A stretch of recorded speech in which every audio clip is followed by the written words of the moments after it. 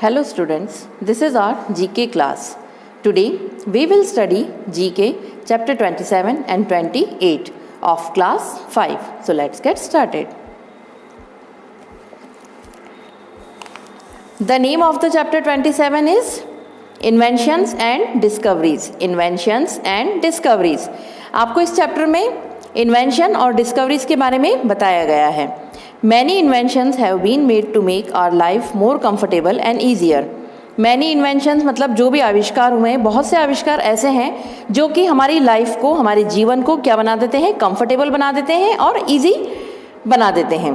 तो match the following invention and discoveries with their inventors. आपको यहाँ जो इन्वेंशन और डिस्कवरीज हुई हैं वो दिए गए हैं और उनके इन्वेंटर जिसने उनका आविष्कार किया है या इन्वेंशन किया है उनके नाम दिए गए हैं. तो आपको क्या करना है, उन दोनों को आपस में मैच करना है.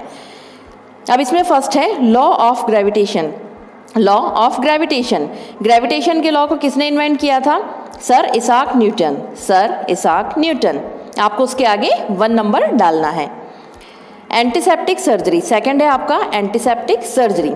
Lord Joseph Lister. Lord Joseph Lister second. इसके आगे नंबर 2 डालेंगे आप. फिर आपका है थर्ड डायनामाइट. डायनामाइट का इन्वेंशन किसने किया था? Alfred Nobel. Alfred Nobel. उसके आगे आप 3 लिख देंगे. Safety razor. सेफ्टी रेजर का इन्वेंट किसने किया था? King Camp Gillette. King Camp Gillette. 4. इसके आगे नंबर 4 फिल करेंगे आप. Motor car. 5th है आपका मोटर कार. तो मोटर कार का इन्वेंट किसने किया था? Invention Karl Benz. Karl Benz. इसके आगे नंबर 5 फिल करेंगे आप. 6 है आपका स्टीम इंजन. स्टीम इंजन को किसने इन्वेंट किया था? Steam engine James Watt. James Watt. इसके आगे number 6. Quantum theory. Quantum theory Max Planck. Max Planck. इसके आगे नंबर 7 फिल करेंगे आप. फिर 8 है आपका डिस्कवरी ऑफ इलेक्ट्रॉन्स.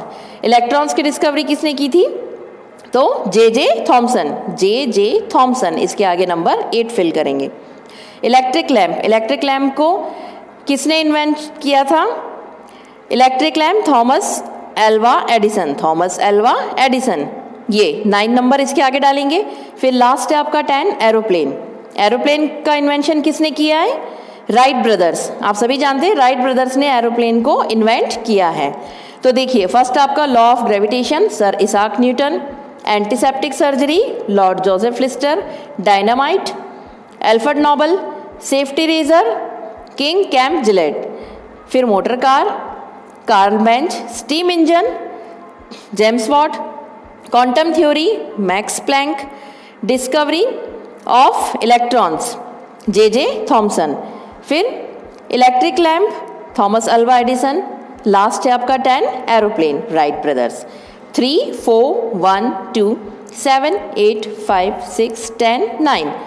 आपका चैप्टर 27 यही कंप्लीट होता है. मैंने आपको इसमें जो इन्वेंशंस हुए हैं, जो डिस्कवरीज हुई हैं, उनके नाम और जो उनके इन्वेंटर हैं मतलब जिन्होंने उन्हें इन्वेंट किया है उनके नाम आपको राइट हैंड साइड पे दिए गए हैं. आपको इन दोनों को आपस में मैच करना है. वो मैंने आपको बता दिया है और आपको ये चैप्टर फिल भी करवा दिया है. आई होप ये आपको अच्छे से समझ में आ गया होगा. स्टूडेंट्स अब हम रीड करेंगे chapter 28. The name of the chapter 28 is scientific instruments. Scientific instrument. Scientific instruments के बारे में इस चैप्टर में हम लोग पढ़ेंगे.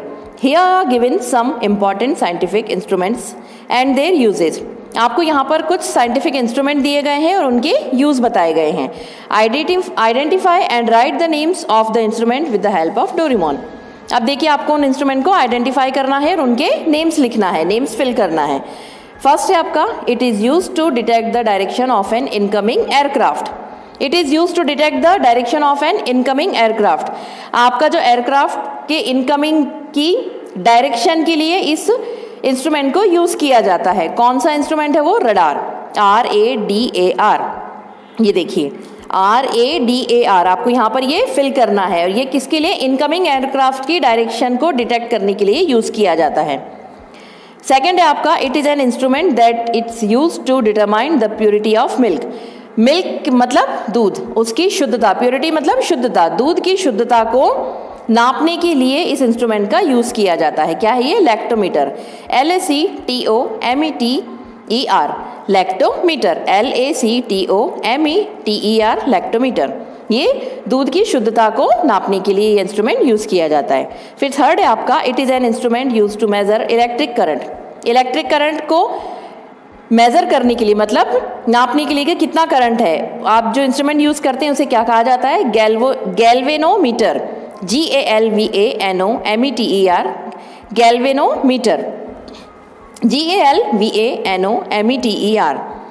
फिर आपका फोर्थ है, it is an instrument use to measure viscosity. तो इसको क्या कहा जाता है? विस्कोमीटर। यह आपकी जो आपकी बॉडी में अंदर खून के गाढ़ेपन और पतलेपन को मेजर करने के लिए ये इंस्ट्रूमेंट यूज़ किया जाता है। इसे क्या कहा जाता है? Viscometer. VISCOMETER, viscometer. It is an instrument that the measure the level of sugar in one's blood. आपका शुगर टेस्ट करने का एक इंस्ट्रूमेंट होता है, आपके ब्लड में कितनी शुगर है उसको मेज़र करने के लिए, मतलब शुगर लेवल को मेज़र करने के लिए जो इंस्ट्रूमेंट यूज़ किया जाता है वो है ग्लूकोमीटर। GULCOMETER, glucometer.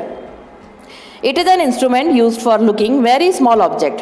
आपको बहुत छोटे ऑब्जेक्ट, मतलब कोई बहुत छोटी सी चीज़ होती है, कोई छोटे छोटे जीव जंतु हों बहुत छोटे जो होते हैं, या कोई बहुत छोटी सी चीज़, उसको देखने के लिए, मतलब उसे पास से देखने के लिए कौन सा इंस्ट्रूमेंट यूज़ किया जाता है? माइक्रोस्कोप। आपने देखा है ना, माइक्रोस्कोप से हम लोग बहुत छोटी से छोटी चीज़ को भी देख सकते हैं।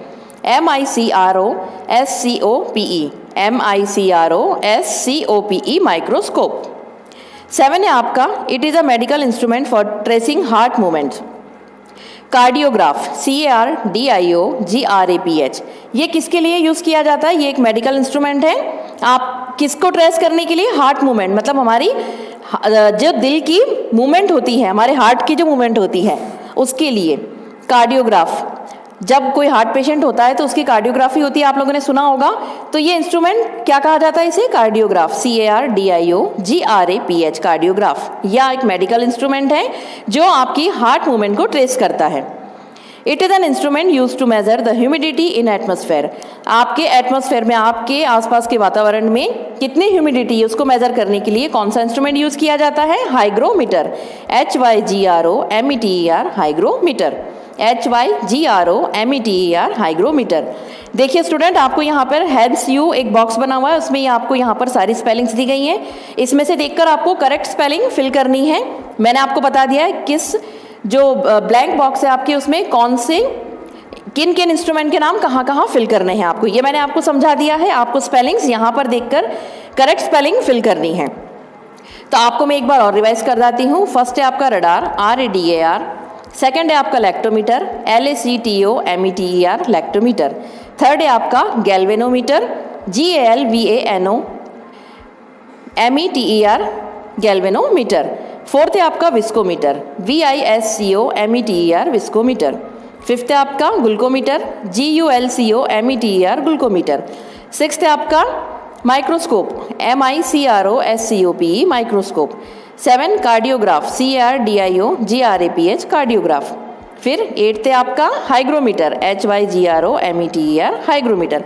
ये ह्यूमिडिटी को मेज़र करने के लिए, मतलब वातावरण में हमारी कितनी ह्यूमिडिटी, उमस जो होती है उसको लेवल को मेज़र करने के लिए इस इंस्ट्रूमेंट का यूज़ किया जाता है। तो स्टूडेंट, चैप्टर 27 और चैप्टर 28 ये दोनों मैंने आपको अच्छे से एक्सप्लेन कर दिए हैं।